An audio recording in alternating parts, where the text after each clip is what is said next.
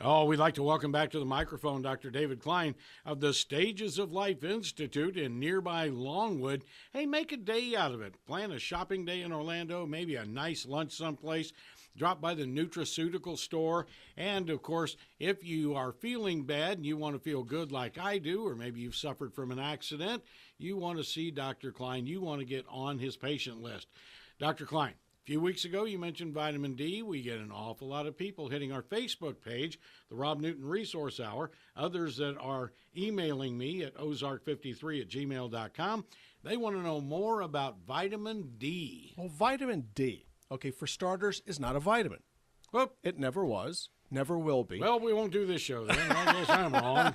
Yeah, it's a hormone. Oh, there you go. And it's not only that, but it's steroidal. It is not an amine. So when they discovered this stuff, they got it wrong times 2. Okay, then they got it wrong times 3 because it's lipid soluble, oil soluble. Okay, they decided that there would be a toxicity attached to it, even though nobody in the history of mankind is known to ever become toxic from taking or receiving or having too much vitamin D3, heretofore known as cholecalciferol. Vitamin D3, where do you get it from? And why did they consider it to be a vitamin? Well, it's because your body can't produce it by itself unless it's either consumed or something else is added to it. Technically, it's not really a vitamin at all. Your body converts, it gets vitamin D3 from something called vitamin D2, okay, which is floating around. Okay, vitamin D1 is converted to vitamin D2, and then vitamin D2 cannot be converted to vitamin D3 in the absence of sunlight. So we tell people, oh, you can go out into the sun and you'll get plenty of vitamin D because I'm out in the sun all day long, therefore I must have a lot of vitamin D3. And then you have to ask them, well, what's your vitamin D2 level? And you get a blank stare because you can't make vitamin D3 in your skin or anywhere else unless there's vitamin D2. So most people have a shortage. They have a deficiency. They are a little bit behind the 8 ball with regards to vitamin D2 levels, so they could fry in the sun. Okay, they could go out there and turn themselves into little raisins. They can just bake themselves away and never get enough vitamin D3 unless there's vitamin D2. But the problem with going out in the sun, as we should know, is the incidence of skin cancer goes up when you do it. So what I do with my patients is I tell them, look, vitamin D3 is very, very important. Okay, it's becoming more and more highly recognized as it reduces your risk for breast cancer by about 50%. Wow. It reduces your risk of colon and pancreatic cancer by about 50%. It reduces your risk of developing MS by 40% in doses around 2,000 IUs daily. Now let's rewind the clock a little bit. It wasn't that long ago that doctors were telling people if you get more than 400 IUs a day, it's toxic. Then all of a sudden it was found that it takes 5 times as much to become a therapeutic. And then just a few years later, they go ahead and give people tablets, capsules, or whatever for 50,000 IUs as if there never was a toxicity issue whatsoever. So what does vitamin D3 do? Well, a vitamin is what's called an enzyme cofactor. It is necessary for the what's called a tertiary state of an enzyme, protein. If it's not there, the enzyme doesn't work. So it's kind of like cocking the trigger or cocking the hammer, that is, on a gun to allow it to fire. If it's not cocked, I don't care what you do, nothing's going to happen. And with regards to these enzymes, in the absence of the appropriate enzyme cofactors, sometimes known as vitamins and minerals, they don't work. So vitamin D3 is a necessary, but it's not, wait a second, it's not a vitamin, is it? It's a hormone. So what does it do? It doesn't have anything to do with enzymes. It works directly on genes.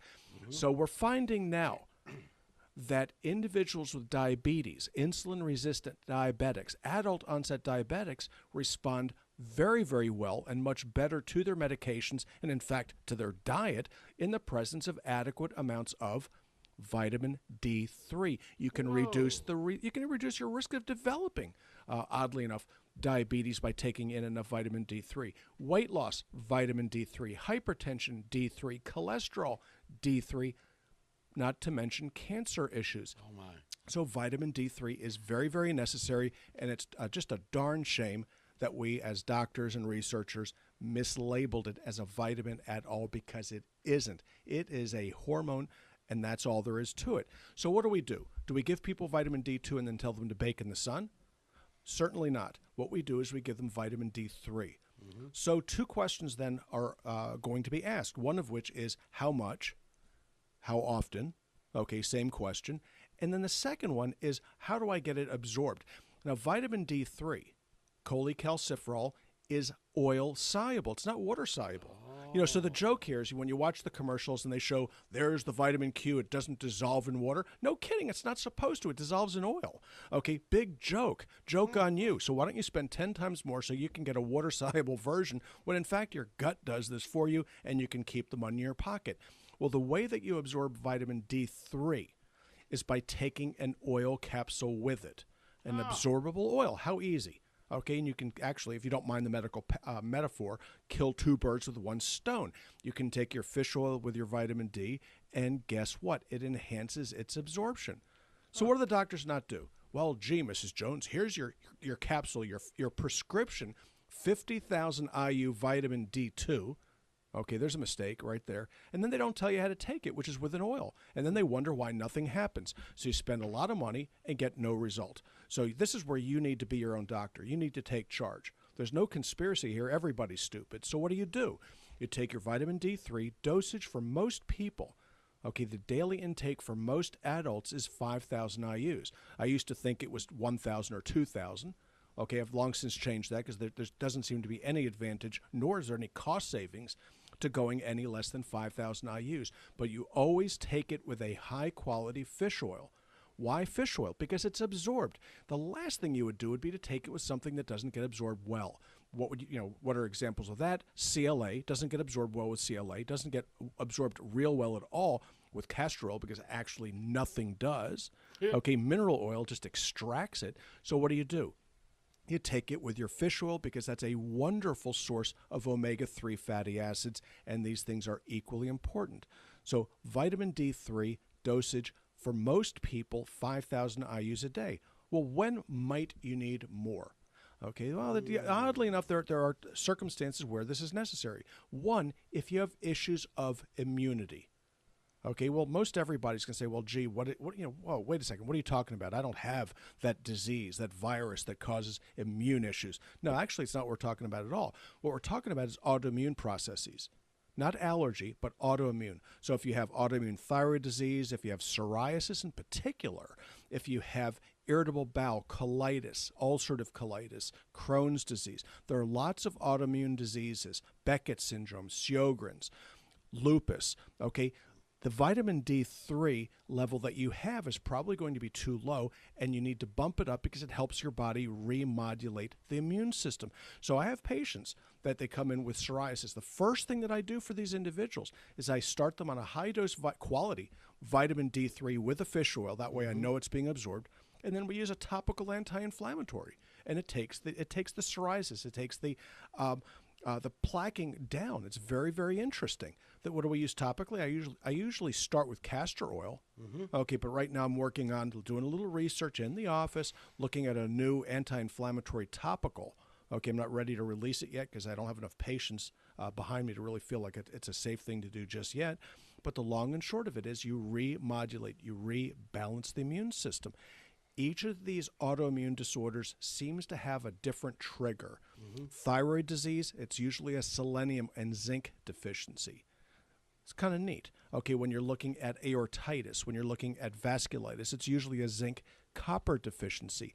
When you have problems with, let's say insulin-resistant diabetes, which may well be autoimmune by itself against the receptor, it's usually a vanadium chromium deficiency. But they all share one thing in common, which is vitamin D issues. So we start with vitamin D, we end with vitamin D. But the purity, the fact that it has to be soy and soy lecithin free is absolutely of paramount importance. In a future show, we're going to talk about that fish oil, and we'll talk more about selecting the right kinds of these nutraceuticals, these hormones, the vitamins you need.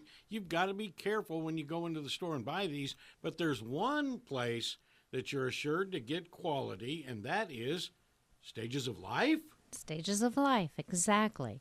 And you can come into the store or you can buy it online. We're located in Longwood at 1917 Booth Circle. You can also go onto our website, which is stagesoflife.net, and click on the vitamins tab, and that'll take you right to our online store for easy shopping.